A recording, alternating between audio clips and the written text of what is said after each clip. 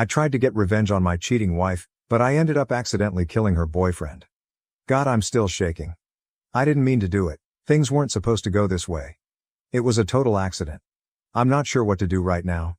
Please Reddit Hive Mind tell me what to do. Let me explain the situation. One Sunday night in March of 2023, I found out my wife had been cheating on me for years. I, 37M, had just bought my wife Stacy, 34F, a new iPad for her birthday. She was very happy with the gift and I was helping her get it set up and synced to her Apple account. She went to take a shower and left the iPad open. I heard a bunch of notifications, so I checked and saw that all her messages were backed up to the iPad. Seconds later, she received a new message from someone named Gracie. I knew of Gracie as she was my wife's gym friend. For context, in 2021 when COVID restrictions lightened up, my wife and I joined the gym. We would go in the morning, but then I eventually had to stop due to work. She continued to go and currently goes 3-4 times a week consistently. Eventually she mentioned that she made a friend named Gracie. She normally has trouble connecting with other women, so I was happy she made a new friend. I never met her, but she goes to the gym with her all the time. They have even taken occasional girls' trips. Over the years, my wife's figure has improved greatly. Her butt is bigger and more firm. Her waistline is more slim. She even has a six-pack now. I'm very average looking in comparison. I'm not fit but not overweight. I'm 5'8". Slightly balding, but I thought I looked okay. The text from Gracie read, "I pulled a muscle last time. Tomorrow it's your turn to get on top." I was stunned. My gut reaction was that they were having sex, but my wife is absolutely straight. I wasn't sure what to think, but before I can screenshot the text, my wife started coming out of the shower. I quickly turned off the iPad and went to bed. I couldn't sleep at all that night. I was hoping I misunderstood the text. Maybe they were stretching. Maybe it was during their yoga class. I was praying it wasn't what I was thinking. Our relationship hasn't been perfect, but I thought it was good. We're both firm on being child-free.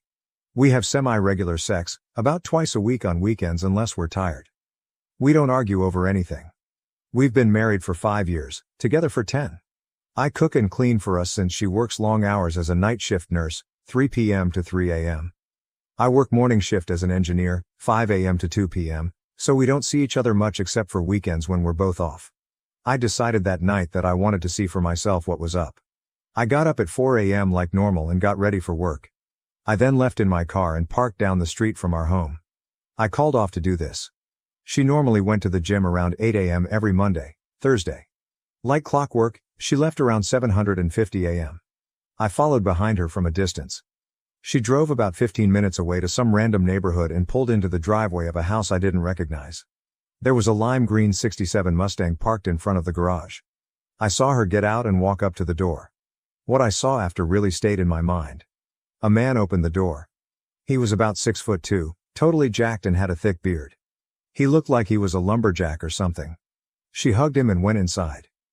I felt like throwing up. I was trying to rationalize what I just saw. Hugging him doesn't necessarily mean she's sleeping with him, but it doesn't look good either. I stayed in my car and waited for her to come out. She didn't leave the house until around 12 p.m. Her hair was a mess. Her clothes were wrinkled like they were taken off and thrown around. Her face was flushed like she just had a long workout. They hugged again and she drove off home. I noted the address down and stayed there for a bit. I stayed in my car and drove around for a few hours until it was time to go home. We normally see each other for a brief 20 minutes each afternoon before she goes to work. She acted normal the whole time. I asked about her gym workout and she said the typical stuff about how yoga and Zumba classes were brutal. I was heartbroken but wanted to be absolutely sure.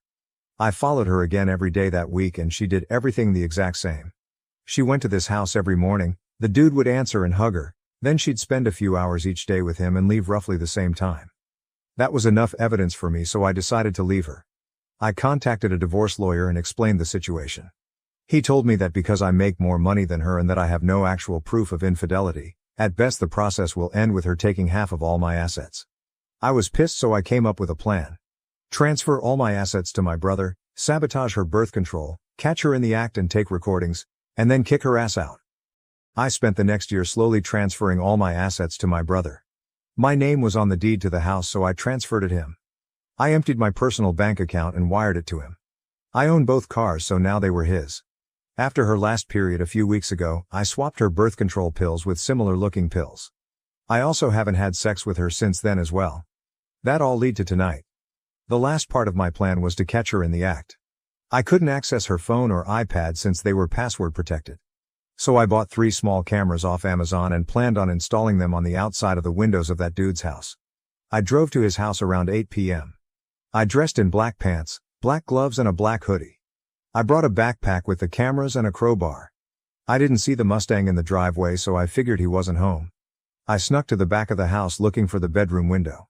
I found it but noticed the window was slightly open. I looked inside and didn't see anything, so I decided to plant the cameras inside the house instead. I opened the window with the crowbar and let myself inside the room. I took off my backpack, took out the cameras and placed the crowbar on the floor. I planted the first camera in a potted plant he had in the corner of the room. The second camera was placed in the closet, with the door slightly opened enough for view. I couldn't decide what to do with the last camera though. There wasn't any good areas to place it. Eventually I decided to place it behind the TV overlooking the bed. Once I placed it, I hear the door open behind me and hear the words, "What the hell?" He lunged at me and pinned me to the ground. He was holding onto one of my arms while I used the other to push him off me. He yelled, "You chose the wrong house to steal from, dipshit." I yelled to get off me, but he proceeded to punch me instead. I was reaching out my free hand looking for anything to use and felt the crowbar, so I grab it and swing. I got him directly on the chin and see him fall down.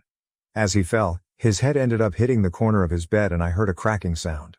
Suddenly there was a pool of blood and a motionless body. I was terrified. I tried checking for a pulse but didn't feel anything. I quickly grabbed my backpack and the crowbar and got the hell out of there. I then went to the woods 10 minutes away and buried my clothes and the crowbar. I'm now home trying to figure out what to do next. I need help. Please, I didn't mean to do that. Should I call the cops?